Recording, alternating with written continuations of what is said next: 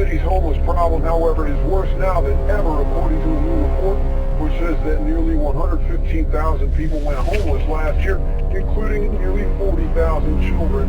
Replace the federal programs with a series of time-limited subsidies that give you only 1 or 2 years of housing assistance and then cut you off, even if the family is too poor to afford the apartment rent.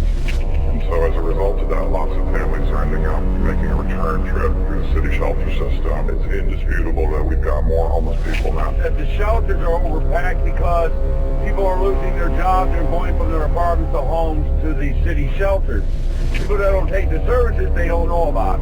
Columbia, South Carolina voted unanimously to ban all homeless people from its downtown business area. Violators will be jailed, but those who wish to comply can stay at a shelter just outside the city limits. The catch is that they have to be among the first 240 to get there and are not permitted to leave the grounds by any means other than the official shuttle booked by foot. It's estimated that Columbia has over 1,500 homeless citizens. Police have been assigned to patrol both the restricted city region and the road near the shelter to make sure no homeless people are meandering around either. Should the officers not catch all of the individuals violating the new plan, business owners and residents are encouraged to call the new hotline set up by the city. According to the councilman who proposed the plan, the removal of several benches throughout the city is another measure being taken to ensure the homeless don't make themselves comfortable. South Carolina's ACLU legal director is looking into the situation. In California, a 66-year-old man was jailed Monday after being accused of illegally housing homeless people on his ranch in San Luis Obispo.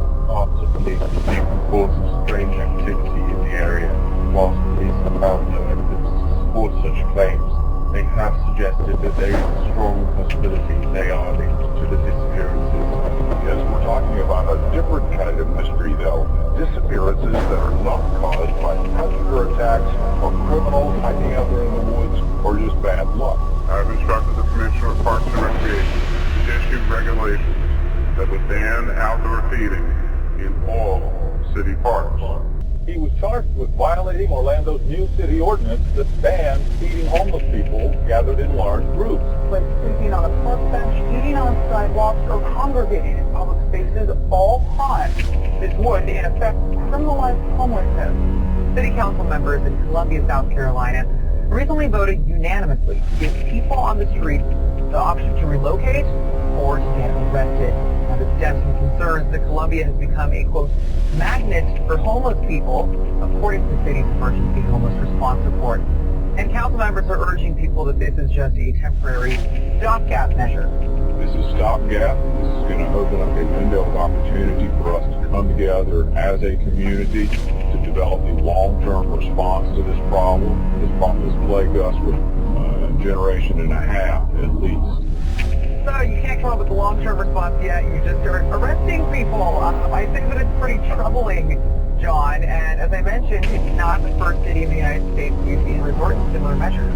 And no, there's a few cities that have done this. And, I know they talk about the fact that there's a off-site homeless shelter that they ship the homeless they arrest to, but one, they have nowhere near the number of beds that people with Columbia's homeless population, and two, police started, they can't leave without permission.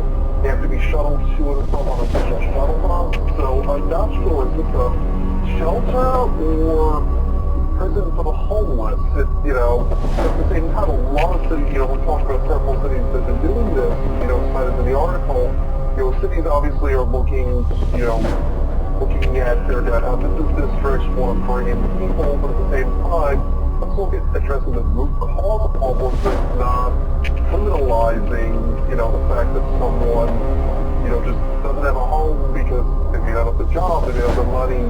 A lot of other cities are looking at other ways to address homelessness, not, arresting them, shipping them out to someplace in the middle of no place and putting them in a shelter that may or may not be homeless jail. So yeah, it's not addressing the problem. It's just that mentality of locking people up and throwing away the key and trying to just forget about it and not even have to acknowledge or visually see that this problem exists anymore. Which the regulations are so out of control that in cities all across the U.S., You now have to think twice before giving a hungry person anything to eat.